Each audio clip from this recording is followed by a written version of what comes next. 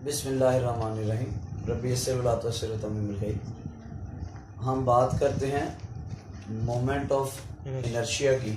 उससे पहले ये ज़रा जहन में लाएं, इनर्शिया क्या होता है?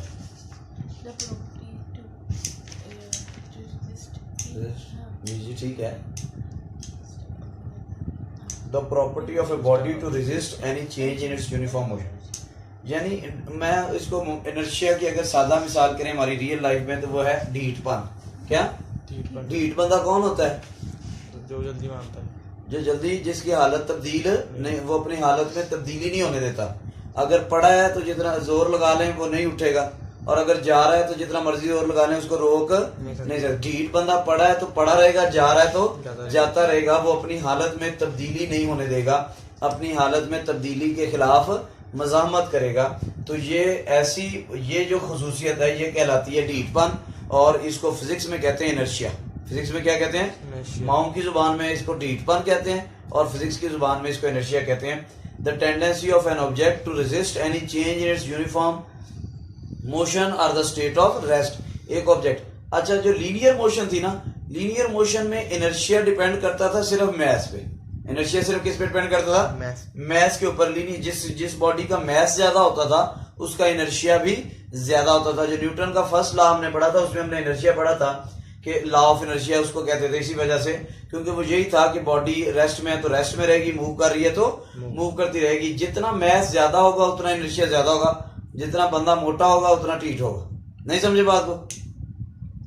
अच्छा, एंगुलर मोशन की जब हम बात करते हैं तो एंगुलर मोशन में भी इनर्शिया यही है, the tendency of an object to resist any change in its uniform angular motion.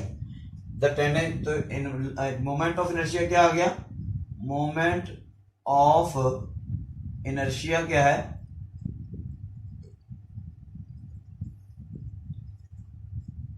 Tendency of an object to resist any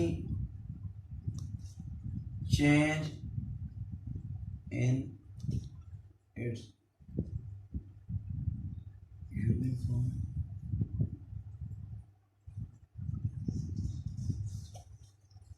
एक बॉडी की अपनी यूनिफॉर्म एंगुलर मोशन के में चेंज को रेजिस्ट करना, ये क्या कहलाता है? उसका moment of inertia.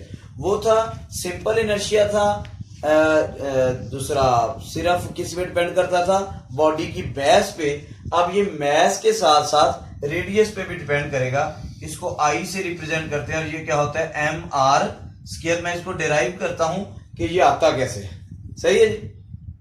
The tendency of an object to resist any change in its uniform angular motion. एक बॉडी की जो यूनिफॉर्म एंगुलर मोशन है उसमें चेंज को रेजिस्ट करना, ये कहलाता है मोमेंट ऑफ इनर्शिया। अब ये दो चीजों पे डिपेंड कर रहा है, मैस पे भी डिपेंड कर रहा है और रेडियस पे भी। अब हम देखते हैं कि कैसे। लेट्स सपोज मेरे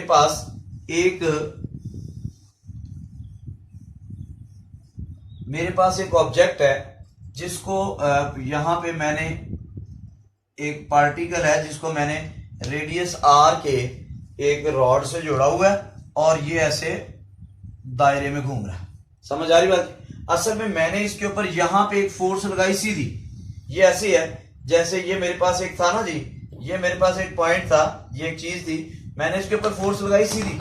मैंने इसके ऊपर आगे को फोर्स लगाई है, लेकिन ये ऐसे दायरे में घूमना शुरू, क्योंकि इस साइड से बंधा हुआ है ना। मैं इसके ऊपर फोर्स लगा रहा हूं आगे को, ऐसे आगे को मैंने तो इधर को फोर्स लगाई है, लेकिन ये दायरे में घूम रहा है सेंट्रीपिटल फोर्स की वजह से। समझ आ रही बात की? तो इसी तरह मैंने इसके ऊपर इधर को एक फोर्स लगाई है और वो फोर्स है एफ। इस फोर्स की वजह से इसके अंदर एक्सेलरेशन पैदा हो गया। ऐसे है। yes. अगर मैं लीनियर मोशन के लिहाज से इसके ऊपर सेकंड लॉ ऑफ मोशन लगाऊं तो अंकल न्यूटन क्या कहते थे? F is equal to M A. लेकिन हमें पता है एंगुलर मोशन में इस रॉड का एक एंगुलर एक्सेलरेशन भी होगा, और वो क्या था? A is equal to R alpha. A is equal to R alpha. तो मैं ए की जगह पे क्या पुट कर सकता हूँ? ए था लीनियर एक्सेलरेशन, मैं क्या पुट कर सकता हूँ? M R alpha. अब हमने सेकंड चैप्टर के अंदर पढ़ा था कि torque is the analogous of force in rotational motion, यानी लीनियर मोशन में जो लीनियर एक्सेलरेशन पैदा होता है वो फोर्स से पैदा होता है। यानी अगर किसी बॉडी ने ट्रांसलेशनल मोशन करनी है, लीनियर मोशन करनी है, तो उसके लिए फोर्स चाहिए। उसके लिए क्या चाहिए? फोर्स चाहिए। लेकिन अगर किसी बॉडी ने घूमना है तो उसके लिए टार्क चाहिए। क्या चाहिए? टार्क चाहिए। यानी टार्क होता क्या? Turning effect of force. अगर कोई फोर्स किसी बॉडी को घुमा दे तो हम उसको कहेंगे टार्क। यानी एंगुलर मोशन, जो काम लीनियर मोशन में फोर्स करती है वो एंगुलर मोशन में टार्क करता है। इसका मतलब अब हमें इसके लिए टार्क की बात करनी पड़ेगी क्योंकि बॉडी घूमना शुरू होगी। तो मैं क्या करता हूं, मैं दोनों तरफ, और हमने टार्क पढ़ा था, टार्क का फॉर्मूला क्या पढ़ा था? Tau is equal to R F sine theta. R F, अब आर और एफ के दरमियान एंगल 90 डिग्री है, तो साइन 90 क्या होता है? 1 होता है। साइन 90 क्या होता है? 1 होता है। तो टार्क हमारे पास क्या आ गया? Tau is equal to R F. अब इसको मैंने इस इक्वेशन को टार्क की शक्ल में लिखना है, मैं दोनों तरफ आर से मल्टीप्लाई कर देता हूं। R F is equal to, इधर भी आर से मल्टीप्लाई कर दिया, इधर भी आर से मल्टीप्लाई कर दिया, ये क्या आ गया? R F is equal to M R square alpha. R F is equal to M R square alpha. ये आर एफ क्या है? ये टार्क है। ये क्या है? टार्क है। तो टा इज इक्वल टू क्या आ गया? M R square alpha. Tau is equal to M R square alpha. ये टार्क क्या है? ये देखें, जो काम लीनियर मोशन में फोर्स कर रही थी वो एंगुलर मोशन में कौन करता है? टार्क। तो यानी ये अगर न्यूटन के सेकंड लॉ में जहां पे फोर्स थी, लीनियर मोशन के केस में फोर्स थी, तो एंगुलर मोशन के केस में फोर्स का मुतबादल क्या आ गया? टार्क आ गया। लीनियर मोशन में एक्सेलरेशन होता था ए, एंगुलर मोशन में एक्सेलरेशन क्या होता था? अल्फा। तो ए की जगह पे क्या आ गया? अल्फा। और इधर एम की जगह पे फिर बाकी क्या रह गया? इस एम की जगह पे क्या आ गया? M R square. फोर्स वाला काम टार्क कर रहा था, एक्सेलरेशन यहाँ पे लीनियर था, यहाँ पे ए की जगह पे अल्फा आ गया, एफ की जगह पे टा आ गया, एम की जगह पे क्या आ गया? M R square. यहाँ पे मैथ थी लीनियर मोशन के अंदर इनर्शिया, और एम आर स्क्वायर क्या है? मोमेंट ऑफ इनर्शिया, जो एंगुलर मोशन में है। इससे ये पता लग रहा है कि जैसे लीनियर मोशन में किसी बॉडी की यूनिफॉर्म मोशन को डिस्टर्ब करने के लिए उसकी मैथ देखनी पड़ती थी, यहाँ पे उसका रेडियस भी देखना पड़ेगा। यानी अगर एक, ये तो बात सीधी समझ आ रही है कि अगर कोई भारी चीज घूम रही होगी तो उसको रोकना मुश्किल है, और अगर पड़ी हुई है तो उसको घुमाना मुश्किल है। अगर हल्की चीज है तो उसको घुमाना भी आसान है और रोकना भी आसान है। तो एक तो इसका इनर्शिया एंगुलर मोशन में भी मैथ पे डिपेंड करता है। दूसरा, अगर उसी पत्थर को मैं छोटी रस्सी से इधर से घुमा रहा हूं तो इसको रोकना आसान है, लेकिन अगर बड़े दायरे में घुमाना है तो उसको रोकना भी मुश्किल और चलाना भी मुश्किल। यानी अगर रेडियस बढ़ गया है तब इसको रोकना और चलाना भी क्या हो गया? मुश्किल हो गया। समझ आ रही बात की? तो इसका मतलब एंगुलर मोशन में जो इनर्शिया होता है वो मास और रेडियस दोनों पे डिपेंड, रेडियस के स्क्वायर दोनों पे डिपेंड करता है। तो ये एम आर स्क्वायर कहलाता है मोमेंट ऑफ इनर्शिया। सही है? I is equal to M R square. ठीक हो गया। ये तो थी एक पार्टिकल की बात। किसकी? एक पार्टिकल। अक्सर ऐसे होता है कि एक पार्टिकल नहीं मूव कर रहा होता बल्कि पूरी बॉडी घूम रही होती है, पूरी बॉडी घूम रही होती है। यहां से मुझे ये लेट सपोज ये है, ये मेरे पास रिमोट है, इसको मैं यहां से फिक्स कर देता हूं। अब ये ऐसे घूम रहा है, ये एंगुलर मोशन कर रहा है ऐसे। सही है? ऐसे घूम रहा है ये ऐसे। अब ये एक रिजिड बॉडी है। रिजिड बॉडी कौन सी होती है? जिसके ऊपर फोर्स भी लगाएं तो उसके पार्टिकल के दरमियान फासला चेंज तोड़े बगैर मैं इसके इस बटन और इस बटन के दरमियान फासला चेंज नहीं कर सकता, जितना मर्जी जोर लगा लूं। तो ये ऐसी बॉडी कहलाती है रिजिड बॉडी, जिसके पार्टिकल के दरमियान डिस्टेंस फिक्स हो। अब ये एक रिजिड बॉडी है, इसको मैंने यहां से ऐसे फिक्स किया हुआ है, ठीक है जी, और मैं इसको ऐसे घुमा रहा हूं, ठीक है जी। अब इसका मैस यहां से ये पतला है, यहां से ये मोटा है, इसकी मैस डिस्ट्रीब्यूशन भी हर जगह पे अलग-अलग है, मैस भी अलग-अलग है, और इसका जो है वो इस बटन का फासला, ये जो जिस पॉइंट पे ये जुड़ा हुआ है, जहां से फिक्स है, जिस पॉइंट से फिक्स होता है उसको कहते हैं पाइवट पॉइंट, जिसके इर्द गिर्द इसने घूमना है। तो इस पार्टिकल का पाइवट से ये एक्सिस ऑफ रोटेशन से डिस्टेंस और है, इस पार्टिकल का पाइवट से ये एक्सिस ऑफ रोटेशन से डिस्टेंस और है, इसका और है। हर पार्टिकल का मैस भी डिफरेंट है और उसका पाइवट से या एक्सिस ऑफ रोटेशन से डिस्टेंस भी डिफरेंट है। इसी तरह की मेरे पास एक रिजिड बॉडी है, लेट्स हमारे पास ये एक रिजिड बॉडी है, ये है रिजिड बॉडी, जिसके अंदर मुख्तलिफ, इसको मैंने यहां से, ये पाइवट पॉइंट है, यहां से मैंने फिक्स किया हुआ है, ये बॉडी इस पॉइंट के इर्द गिर्द घूम सकती है। ठीक है जी। अब ये बॉडी डिफरेंट पार्टिकल से बनी हुई है जिनके मैसेज भी डिफरेंट है। मैं इस टोटल बॉडी को n नंबर ऑफ पार्टिकल्स में डिवाइड कर लेता हूं।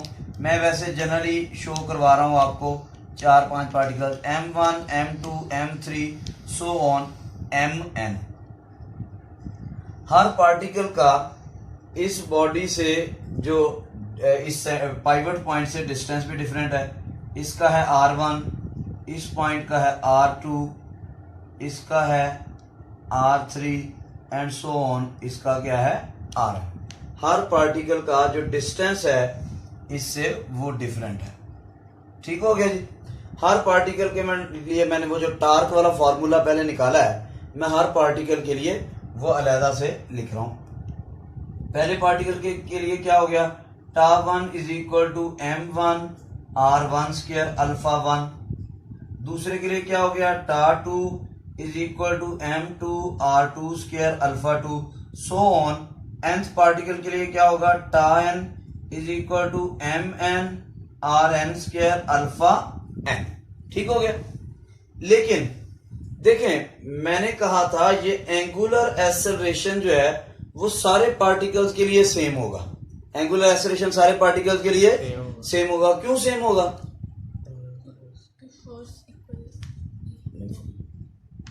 देखिए हम बात कर चुके हैं कि देखिए ना, जब ये बॉडी घूमेगी तो इस बॉडी जब ये बॉडी एक चक्कर मुकम्मल करेगी तो ये सारे पार्टिकल्स एक चक्कर मुकम्मल कर लेंगे। यानी इस पार्टिकल मैस सारे का डिफरेंट है, डिस्टेंस डिफरेंट है, सबकी टेंजेंशियल वेलोसिटी भी डिफरेंट होगी, टेंजेंशियल एक्सेलरेशन भी डिफरेंट होगा, लेकिन एंगुलर एक्सेलरेशन सेम होगा। क्यों, मैंने कहा था जब एक ट्रेन है ना, वो इस कॉलोनी के इर्द गिर्द एक चक्कर लगाती है, या एक बस है वो इस कॉलोनी के अंदर एक चक्कर लगाती है, तो उस बस के अंदर जितने लोग हैं सब ने एक चक्कर लगा लिया। इसका मतलब उन सब जो ट्रेन के बस के पैसेंजर्स हैं उन सब का एंगुलर डिस्प्लेसमेंट सेम है, सब ने 360 डिग्री एंगल कवर कर लिया। किया कि नहीं किया। जिस वक्त ये बॉडी ने एक चक्कर मुकम्मल कर लिया, बॉडी के सारे पार्टिकल्स ने भी एक चक्कर मुकम्मल कर लिया। इसी तरह ही अगर इस बॉडी की जिस लिहाज से एंगुलर वेलोसिटी चेंज हो रही है, सारे पार्टिकल्स उसी बॉडी में है ना, तो सारे पार्टिकल्स की भी उसके लिहाज से एंगुलर वेलोसिटी चेंज हो रही है, और एंगुलर वेलोसिटी में चेंज को कहते हैं एंगुलर एक्सेलरेशन। इसका मतलब जो बॉडी की एंगुलर वेलोसिटी में चेंज होगा वो सारे पार्टिकल्स के लिए सेम होगा। जैसे जैसे बॉडी की एंगुलर वेलोसिटी, अगर इसके ये पार्टिकल्स अलग तो हो नहीं सकते, जिस तरह इस बटन, जब इस रिमोट का एंगुलर वेलोसिटी चेंज होगी तो इसके सारे बटनों की भी एंगुलर वेलोसिटी उसी तरीके से चेंज होगी। जब पंखा तेज हो रहा होता है तो उसके सारे पार्टिकल, सारे पर तेज होते जा रहे होते हैं, ऐसी है कि नहीं। इसका मतलब सबका एंगुलर एक्सेलरेशन क्या होता है, सेम होता है, क्योंकि जब पंखा तेज होगा तो पंखे के सारे पर तेज हो जाएंगे, और जब पंखा एक चक्कर मुकम्मल करेगा तो पंखे के परों के अंदर सारे पार्टिकल, उसके ऊपर जो मक्खी बैठी होगी वो भी एक चक्कर मुकम्मल कर लेगी। नहीं समझ आई। इसका मतलब जब ये बॉडी, तो रिजिड बॉडी पे मौजूद सारे पार्टिकल्स का एंगुलर एक्सेलरेशन क्या होता है, सेम होता है। तो इसलिए अल्फा के साथ 1, 2 और n लगाने की जरूरत नहीं है। मैं इसको खत्म कर देता हूं। तो टोटल टार्क हमारे पास क्या आ गया, टा इज इक्वल टू, इन सबको जमा कर देते हैं, m1 r1 square alpha 1 alpha plus m2 r2 square alpha plus so on mn rn square alpha, mn rn square alpha. ठीक हो गया जी। इसमें से सब में से अल्फा कॉमन नहीं आता, तो टार क्या आ गया, tau is equal to m1 r1 square plus m2 r2 square plus so on mn rn square into alpha. अब जब बहुत सारी क्वांटिटीज ऐड हो रही हैं तो उनको कैसे रिप्रेजेंट करते हैं, समेशन फॉर्म में नहीं लिख सकते। लिख सकते हैं कि नहीं लिख सकते। मैं इधर समेशन फॉर्म में लिख देता हूं इसको। तो टा इज इक्वल टू क्या आ गया, summation I varies from 1 to n m i r i square into alpha. ये इस सारे को मैंने समेशन फॉर्म में लिख दिया। और ये क्या है, ये मोमेंट ऑफ इनर्शिया है पूरी बॉडी का, पूरी बॉडी का मोमेंट ऑफ इनर्शिया। यानी इस सारे की जगह पे क्या लिख सकता हूं, I F, I moment of inertia, क्योंकि सारे पार्टिकल का मोमेंट ऑफ इनर्शिया ऐड हो गया तो बॉडी का मोमेंट ऑफ इनर्शिया बना। अब दो चीजें हैं, एक तो यह कि ये समेशन फॉर्म में कैसे लिखते हैं। तो देखें अगर मैं इसको एक्सपेंड करूंगा ना, ये बटा नहीं है, ये वैसे ही लगाया मैंने, अगर मैं इस चीज को एक्सपेंड करूंगा, ये इसके एक्सपेंशन करने का तरीकाकार क्या है, ये जो सिग्मा का साइन है ये सम को जाहिर करता है। किसको जाहिर करता है? सम को। आई की वैल्यू कहां से कहां तक है? 1 से लेके n तक। n तक। अब मैं इसको एक्सपेंड करता हूं, तो पहले आई की वैल्यू मैं क्या रखूंगा? 1। तो क्या हो जाएगा? m1r1 square. फिर सम की वजह से क्या आ जाएगा? प्लस। फिर आई की वैल्यू 1 से लेके n तक लेके जाने, आई की वैल्यू हो जाएगी 2, तो m2r2 स्क्वायर, ठीक है। फिर सम की वजह से प्लस आ जाएगा, फिर m3r3 स्क्वायर, सो ऑन, इसी तरह n तक। n से मुराद कुछ भी हो सकता है, 5, 7, 50, 100, 1000 जितना भी है, ठीक हो गया। तो इसको एक्सपेंड करेंगे तो ये आ जाएगा, तो इस क्वांटिटीज को इस तरह लिख सकते हैं, ठीक हो गया। यहां तक कोई कंफ्यूजन? इसको एक दफा पढ़ लेते हैं।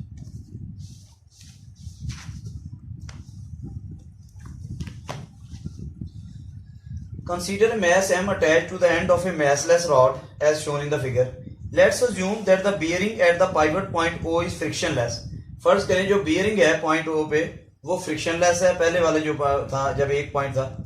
Let the system be in horizontal plane. A force F is acting on the mass perpendicular to the rod and hence this will accelerate the mass according to F is equal to ma. तो हमने उसके ऊपर force लगाई थी, इस वजह से वो घूमना शुरू हो गई थी। In doing so, the force will cause the mass to rotate about O. Since tangential acceleration is related to angular acceleration alpha by A is equal to R alpha, F is equal to m R alpha.